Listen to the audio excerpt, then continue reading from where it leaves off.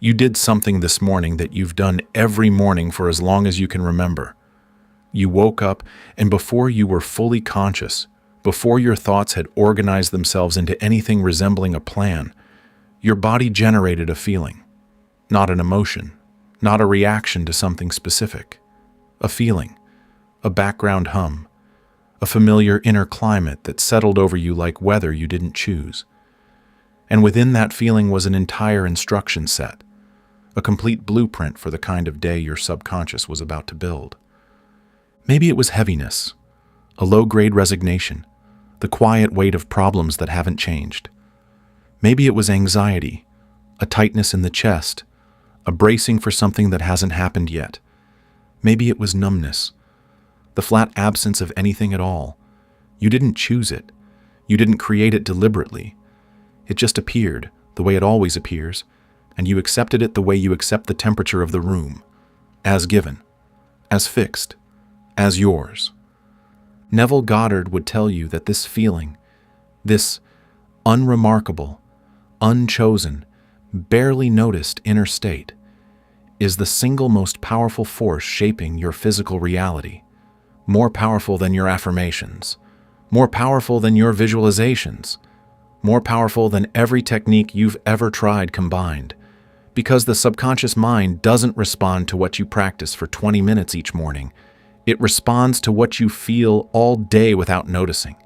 And that background feeling, the one you woke up inside of, has been running your life with mechanical precision for years.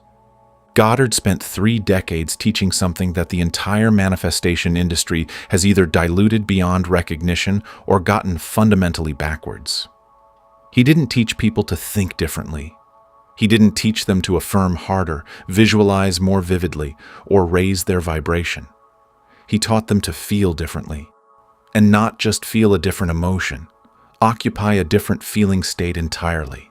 A state so specific, so distinct from anything the spiritual marketplace describes that most people walk right past it, even after hearing about it. Because the feeling that actually manifests isn't what anyone expects it to be. Today, I'm going to show you the precise feeling state Goddard identified as the mechanism behind what looks like instant manifestation. Why every emotional state you've been generating during your manifestation practice has been producing the opposite of what you intend. The 4 shifts that move you from performing a feeling to occupying one. And what happens inside the subconscious when the correct feeling state is finally sustained long enough to become your default. Here's what Goddard observed that changed everything he taught. He noticed that the students who manifested fastest were never the ones with the most passion. They weren't the ones who visualized most vividly. They weren't the ones who affirmed most intensely or meditated most consistently. The students who manifested with startling speed were the ones who seemed, to an outside observer, almost indifferent about their desire. Calm, settled, unbothered by whether it arrived or not. This confused him initially, and it confused his students even more, because every intuition says that caring deeply about your desire should accelerate its arrival. Every motivational message says passion is power. Every manifestation technique you've ever been taught says to pour more emotion, more energy, more intensity into your imaginal acts. And Goddard discovered that this intensity is precisely what keeps your manifestation permanently in the future. When he asked his fastest manifesting students what they felt during their imaginal practice, their answers were remarkably similar. Not excitement, not hope, not passion. They described something closer to remembering, like recalling something that already happened, like thinking about last Tuesday, factual, unemotional, unremarkable. One student told him it felt like thinking about furniture in her apartment. It was just there. She didn't have feelings about it. It just existed. And that was the breakthrough Goddard spent the rest of his career teaching. The feeling that manifests isn't dramatic. It isn't emotional. It isn't the experience of wanting something with your whole being. It's the experience of already having it so completely that you barely think about it anymore. And that experience, that quiet, almost boring inner state, is what the subconscious reads as real and builds into physical form. But to understand why this works, you have to understand something Goddard taught about the subconscious that almost no one in the manifestation space addresses. The subconscious mind has a detection system. It's constantly scanning your inner experience, not your thoughts, not your words, not your visualizations, your feeling state.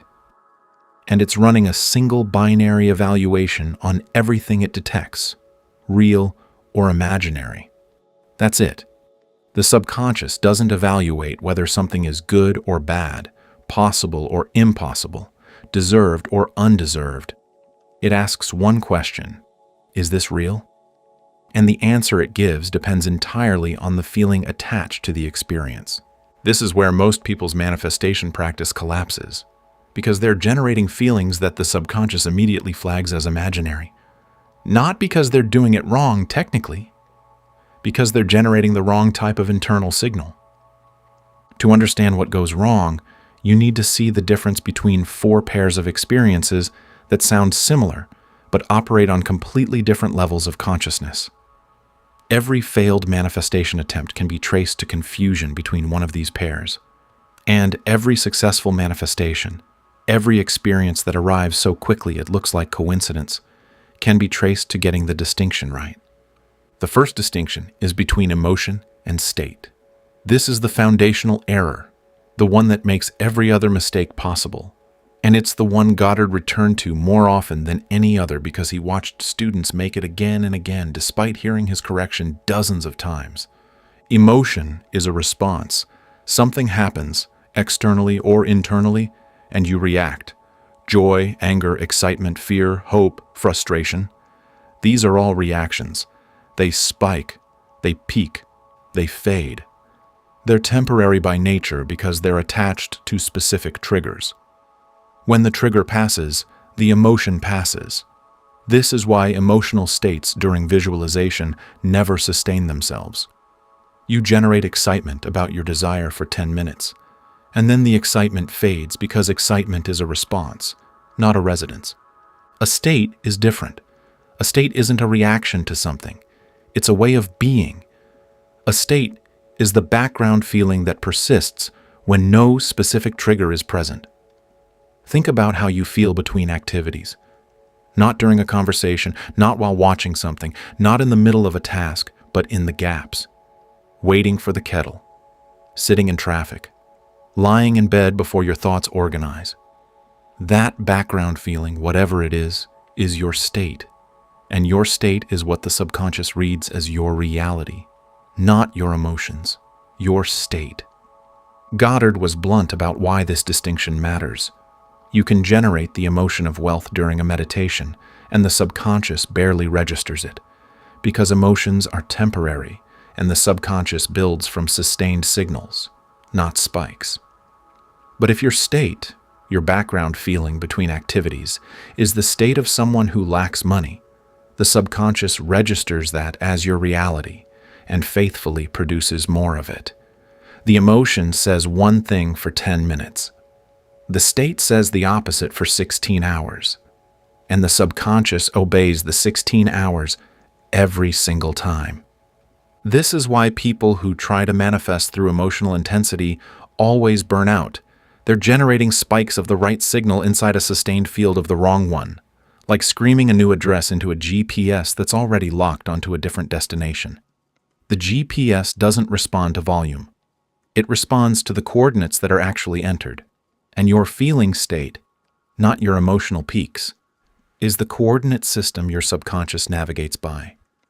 When Goddard's students challenged him on this, when they said they were feeling the wish fulfilled and nothing was happening, he would ask them a question that silenced the room. He'd say, "Describe how you feel between your visualization sessions, not during them, between them." And the answer always revealed the truth. Between sessions, they felt exactly the way they'd always felt, anxious, lacking, hoping, waiting. The visualization was a performance. The state was unchanged, and the subconscious was building from the state.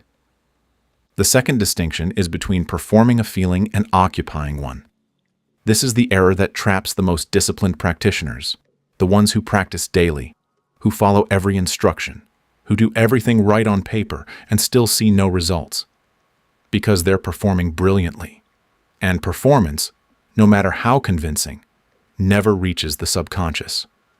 Here's how performance works. You sit down for your nightly imaginal act. You construct the scene Goddard described. You see it in first person. You add sensory detail. You try to generate the feeling of already having your desire. And you succeed, sort of. You produce something that feels like the right feeling. It's warm, it's pleasant, it's tinged with satisfaction. But underneath it, running like a subtitle you're trying to ignore, is the awareness that you're doing an exercise. You know you're imagining. You know you're trying to create a feeling. And that knowing, that meta-awareness of performing, is what the subconscious detects. Not the feeling you're generating on top of it. The awareness underneath. Performance always contains the performer. And the performer is someone who doesn't have what they're pretending to have. The subconscious reads the performer, not the performance, which means every perfectly executed visualization that carries even a whisper of, "I'm doing my manifestation practice right now," gets flagged as imaginary by the detection system of the subconscious mind. Not because the technique was wrong. Because the state underneath the technique was the state of someone performing rather than someone being. Goddard described the shift from performing to occupying as the moment imagination stops feeling like imagination and starts feeling like memory. When you recall something that actually happened to you, your breakfast this morning, a conversation you had yesterday, you don't feel like you're doing an exercise. You're simply experiencing what was. There's no effort, no technique, no awareness of performing. It's just there. That's occupation. And when your imaginal scene reaches that quality, when it stops feeling created and starts feeling recalled, the subconscious can no longer distinguish it from something that actually happened. That's when the signal gets through. That's when the mechanism engages. The practical difference is subtle, but Goddard considered it everything. A performer holds the scene at arm's length even while they're inside it. An occupier forgets they constructed the scene at all. A performer finishes the exercise and feels like they've completed a task. An occupier finishes and feels like they've just remembered something real. The first produces nothing because the subconscious detected the performer behind the performance. The second produces physical reality because the subconscious accepted the experience as genuine. How do you make this shift? Goddard said you cannot force it, but you can create the conditions for it. The conditions are the drowsy state. Those moments before sleep when the conscious mind loosens its grip, combined with a scene that's short enough, simple enough, and repeated enough that it becomes boring. And boring is the key word. When your imaginal scene bores you, you've stopped performing it. You've heard the same conversation so many times it's just background noise. You've felt the same ring on your finger so often it's unremarkable. The novelty is gone. The excitement is gone. What remains is the flat, ordinary experience of something that's just part of your life.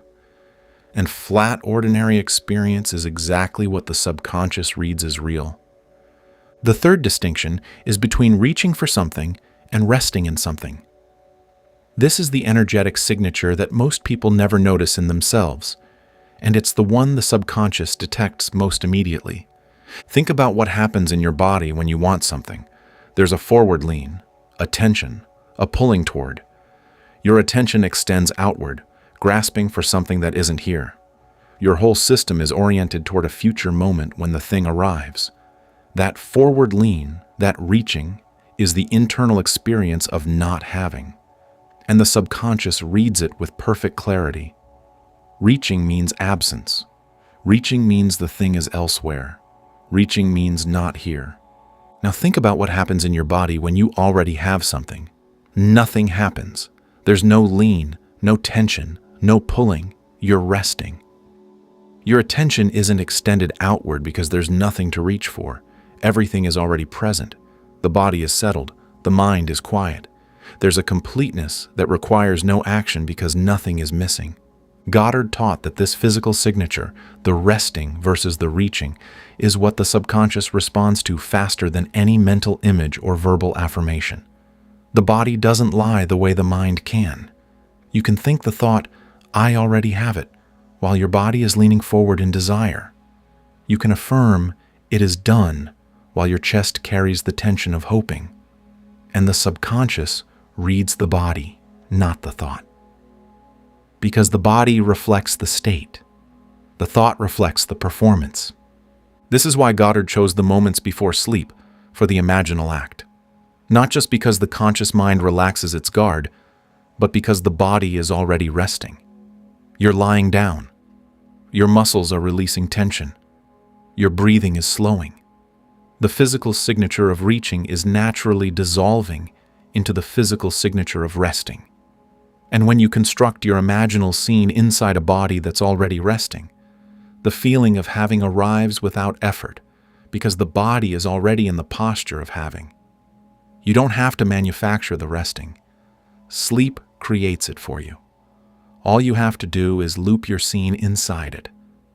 Goddard would tell his students to notice the feeling in their body during their daily life, the moments when reaching arises, the tightness when checking a bank balance, the forward lean when waiting for a message, the tension when thinking about a goal. Every instance of reaching is the body broadcasting "don't have it" to the subconscious, and every broadcast is an instruction the subconscious will faithfully execute. Noticing the reaching doesn't stop it immediately, but noticing it consistently and consciously choosing to settle, to release, to return to the resting posture is how you begin to change the signal the body sends to the deeper mind. The fourth distinction is between duration and depth. This is the one that explains why someone can practice for years without results, while someone else can practice for a single night and wake up to shifted circumstances. Because the subconscious doesn't count minutes. It measures depth of impression, and a single moment of deep feeling accomplishes what 1,000 hours of shallow repetition never will. Duration is how long you sit in your practice. Depth is how completely the feeling penetrates, and these are independent variables. You can sit for an hour in a shallow visualization where you're performing the feeling, aware of the technique, reaching for the outcome, and the subconscious registers almost nothing because the impression never penetrated past the conscious mind. Or you can spend 30 seconds in a moment so real, so felt, so completely occupied that the subconscious receives it as a lived experience. The 30 seconds produces results. The hour produces frustration. Goddard described depth as the moment when the feeling becomes self-sustaining, when you no longer need to generate it. It's generating itself. You're no longer pushing the scene forward. It's playing on its own. You're not constructing the feeling. You're swimming in it. That moment, often brief, sometimes only seconds, is when the impression sinks past the conscious gatekeepers and lands in the subconscious at the level where reality is built. One deep moment is worth more than a week of shallow practice, because depth is what crosses the threshold. Duration without depth just wears a groove in the surface without ever reaching the engine room. This is why Goddard never prescribed long meditation sessions. He never said to visualize for 30 minutes, an hour, 2 hours. He said to loop a short scene, seconds long, in the drowsy state until the feeling becomes self-sustaining or until you fall asleep inside it. The brevity isn't a limitation. It's a design feature. A short scene repeated becomes boring quickly. And boring, as we've already seen, is the gateway to occupation. Boring means you've stopped performing. Boring means the conscious mind has disengaged. Boring means the scene has become so familiar it feels like memory. And memory is what the subconscious accepts as real. Now here's what Goddard observed in the students who understood all four distinctions, who moved from emotion to state, from performing to occupying, from reaching to resting, from duration to depth. The change in their manifestation speed wasn't gradual, it was categorical. Things that had eluded them for years arrived in days. Circumstances shifted in ways they couldn't have engineered. People appeared, conversations happened, doors opened, all through perfectly natural means, but with a timing and precision that made coincidence feel like an inadequate explanation. And when he asked these students what was different, what changed inside them that produced such dramatically different outer results, they all described the same experience. They stopped trying, not from exhaustion, not from surrender in the defeated sense. They stopped trying because the feeling of already having became so real that trying no longer made sense. You don't try to have your own hands. You don't effort your way into possessing your own name. Things that are already yours require no trying. And when the feeling of having their desire reached that quality, that effortless, obvious, already mine quality, the trying stopped on its own. And that's when everything moved. This is what Goddard meant by instant. Not that the physical manifestation appears the moment you close your eyes. The bridge of incidents still unfolds. Events still arrange themselves through natural means. But the gap between the feeling and the physical fact compresses to almost nothing when the feeling is genuine rather than performed. Because a genuine feeling, one that has crossed from performance into occupation, doesn't need to be sustained through effort. It sustains itself.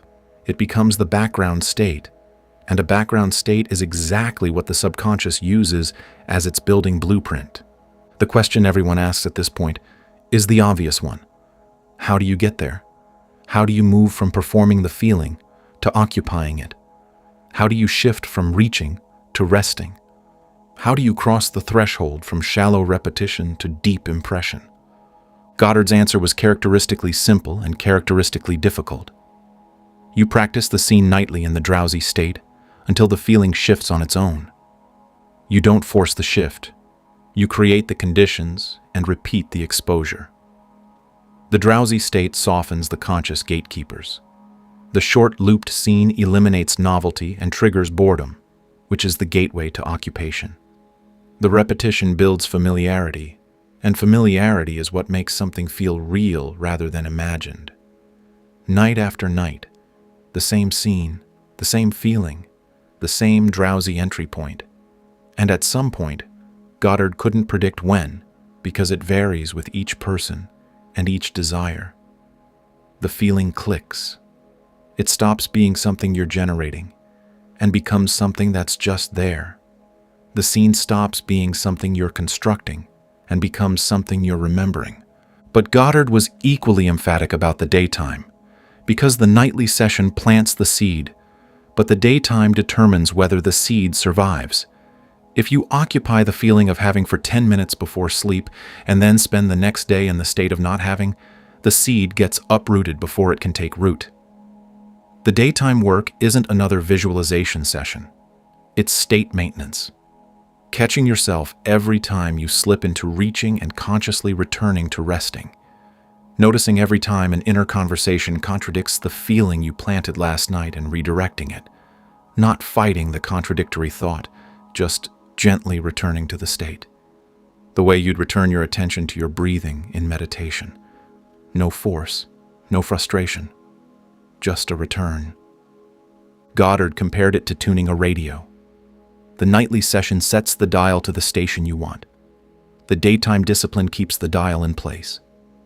Every contradictory thought, every emotional reaction to circumstances, every moment of checking whether the manifestation has arrived. These are all hands reaching for the dial, trying to move it back to the old station. Your job isn't to prevent hands from reaching. Your job is to return the dial every time it moves, again and again and again, until the station locks in and becomes your default frequency. What most people don't realize, and what Goddard stressed repeatedly, is that the old station is just as much a feeling state as the new one. The state of not having, the state of wanting, the state of waiting for manifestation. These aren't the absence of a state. They are a state. They have a specific feeling signature, a specific background hum, a specific body posture. And you've been occupying that state so long that it feels like you, when in fact it's just a station you've been tuned to. Changing the station doesn't require you to become someone different. It requires you to recognize that who you've been being is a state you can vacate. This recognition that your current feeling state is chosen, not fixed, is where everything begins to shift. Because as long as your current state feels like identity, you'll defend it. You'll keep returning to it the way you return home at the end of the day. But the moment you see it as a station, something you're tuned to, not something you are, you gain the ability to change it, not easily, not overnight. But the ability exists the moment the recognition occurs. Goddard was honest about the challenge. Your current state has been reinforced by every experience you've ever had that confirmed it. Every rejection that confirmed unworthiness. Every scarcity that confirmed lack. Every failure that confirmed limitation. These experiences didn't create the state attracted the experiences. But the experiences reinforced the state in a feedback loop that most people never break because they don't know it exists. Breaking it requires you to hold a feeling that contradicts every piece of evidence your life has presented. To feel wealthy when your account says otherwise. To feel loved when your history says otherwise. To rest in having when every circumstance says you're still reaching. That's not easy. Goddard never once said it was easy, but he said something that matters more. He said it gets easier. Every night you fall asleep in the state of the wish fulfilled, the new station gets slightly stronger. Every daytime redirection weakens the old station's hold. Every moment of genuine resting, even brief, even imperfect, deepens the impression. It compounds. The way a path through a field deepens with each passage. The first walk barely disturbs the grass. The 50th walk has worn a visible trail. The 100th walk has carved a route so clear that your feet follow it without thinking. That's how feeling states work. You're not installing a new program in a single session. You're wearing a new path into consciousness through repetition until the new path is deeper than the old one. And Goddard observed something remarkable about the compounding. The early repetitions feel like effort. You're performing the feeling, catching yourself reaching, returning to resting, catching yourself again. It's work. But at some point, different for everyone, usually sooner than expected, the new state starts to self-sustain. You notice that you're resting without having deliberately returned to resting. You notice that the background hum has changed without your consciously changing it. You catch yourself feeling settled about your desire and realize you didn't manufacture the settling. It arrived on its own. That's the tipping point. That's when the new station has locked in deeply enough that it's running on its own. And that's when the physical world begins to rearrange itself with a speed that startles people who don't understand the mechanism. Goddard would tell you that this tipping point, this moment when feeling shifts from practice to automatic, is what people mean when they say manifestation becomes instant. It's not that the feeling arrives instantly. The feeling has to be cultivated, deepened, and sustained through nightly practice and daytime discipline. But once the feeling becomes your default state, once you're no longer generating it but simply living inside it, the distance between inner experience and outer reality compresses to almost nothing, because the subconscious is no longer receiving contradictory signals. There's no 10 minutes of having drowned by 16 hours of lacking. There's a sustained, stable, self-reinforcing signal of having. And the subconscious, which builds physical reality to match the dominant feeling state with absolute fidelity, gets to work. This is what separates Goddard from every other teacher in the manifestation space. He wasn't teaching a technique to get what you want. He was teaching a shift in the feeling state you live in. The technique, the nightly scene, the drowsy state, the looped imagery, is just the delivery mechanism for the feeling. And the feeling, the genuine, occupied, resting, depth-level feeling of already having, is the only thing that has ever manifested anything. Not the scene, not the words, not the imagery, the feeling. Everything else is decoration. Every affirmation without the corresponding feeling state is decoration. Every vision board that you look at from the state of wanting is decoration. Every morning meditation that generates 10 minutes of performed emotion inside 16 hours of habitual reaching is decoration. Beautiful, inspiring, completely impotent at the level where reality is actually being built. Goddard's message was direct and it was uncomfortable. Your life right now, all of it, is the physical expression of the feeling state you've been living in. The bank account reflects it. The relationships reflect it. The opportunities or lack of them reflect it. Not because the universe is punishing or rewarding you, because the mechanism operates with the impersonal precision of gravity. The subconscious builds what the feeling state instructs it to build. Change the feeling state and the construction changes, not as philosophy, as engineering, as law. The question isn't whether you can learn to feel this way. You feel something all day, every day, without effort. You've been effortlessly sustaining your current feeling state for years. The faculty isn't missing, it's been misapplied. Redirecting it toward a different state, the state of already having what you desire, doesn't require a new ability. It requires a new choice, sustained through a new discipline, until the new state becomes as effortless as the old one. And it will become effortless. Not immediately, not without the awkward early stages of performing before occupying, of reaching before resting, of shallow repetition before deep impression. But the mechanism is built for this. Your consciousness is designed to occupy states. It's doing it right now as you read this, sustaining a feeling state without any conscious effort on your part. All you're doing, all Goddard ever asked anyone to do, is choose which state it sustains. Tonight, as you lie in bed, as your body settles and your mind begins to loosen, construct a scene that could only exist if your wish were already fulfilled. Keep it short. Keep it simple. Loop it. And instead of trying to feel something, instead of straining toward excitement or hope or passion, just rest inside it. Let it bore you. Let it become ordinary. Let it feel the way your current life feels, unremarkable, familiar, just there. When it stops feeling like imagination and starts feeling like memory, you've crossed the threshold. And once you've crossed it, you will understand why Goddard called it the feeling of the wish fulfilled.